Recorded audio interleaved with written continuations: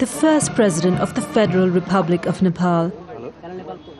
President Baran Yadav was sworn in an elaborate ceremony.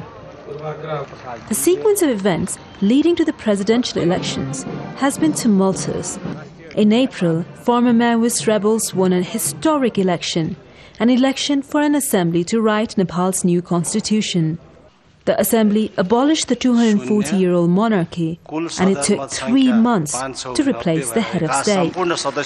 In the past week leading up to the presidential elections, political parties made alliances, broke them at the last minute, and formed new ones.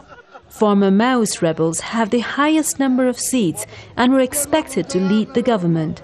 But when the other parties did not endorse their candidate for president this week, the Maoists pulled out. People have faith in us, and we are grateful to people. Though we have the people's mandate, we cannot retain in the government for more than 3 months.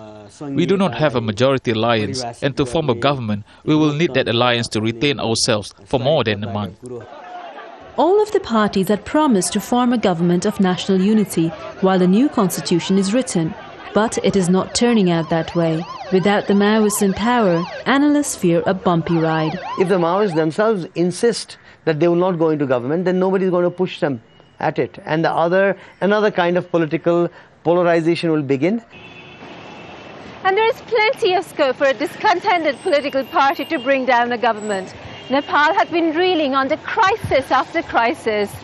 For almost 2 years, fuel queues like this one have been forming every day. And inflation has made life almost impossible for most people. I don't know how much more anarchy we can have than what we already do have.